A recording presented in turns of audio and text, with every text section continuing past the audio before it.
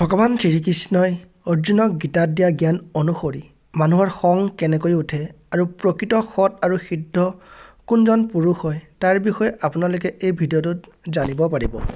অৰ্জুনে ভগৱান শ্ৰীকৃষ্ণক সুধিলে, হে কৃষ্ণ, যিজন ব্যক্তিৰ চেতনাৰ আধ্যাত্মিকতাত নিমগ্ন হৈ থাকে তেওঁৰ বৈশিষ্ট্য কি কি হ'ব পাৰে? তেওঁ কেনেকৈ কথা কয় আৰু তেওঁৰ ভাষা কি?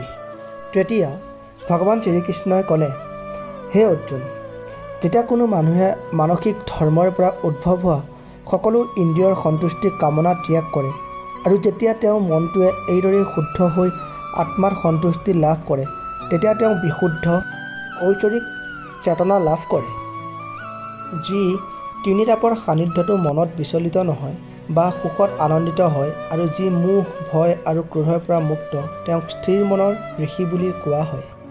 যিজনে এই বস্তুগত জগতত ভাল পোৱাত আনন্দ নকৰে, বেয়া পোৱাত ঘৃণা নকৰে, তেওঁ সিদ্ধ জ্ঞানত প্ৰতিষ্ঠিত হয়।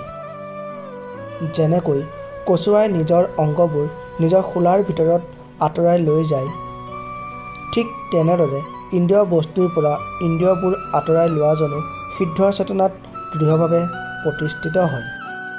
দেহৰ আত্মা ইন্দ্ৰিয় ভোগৰ পৰা অৱসৰ ল'ব পাৰে, কিন্তু ইন্দ্ৰিয় ভোগৰ আকাংক্ষা তেওঁৰ মাজত থাকে। কিন্তু সুৰুচিৰ অভিজ্ঞতাৰ বাবে এনেধৰণৰ কাম কাজ বন্ধ কৰি তেওঁ ভক্তিত সুস্থ হৈ পৰে।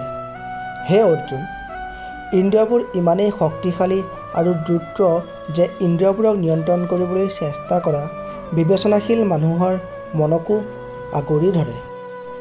যিজনে ইন্দ্ৰিয়বোৰক সম্পূৰ্ণ নিয়ন্ত্ৰণত ৰাখি ইন্দ্ৰিয়বোৰক সংযত কৰি মোৰ মাজত নিজৰ চেতনা স্থিৰ কৰে, সেই মানুহজনৰ বুদ্ধি স্থিৰ বুলি কোৱা হয়।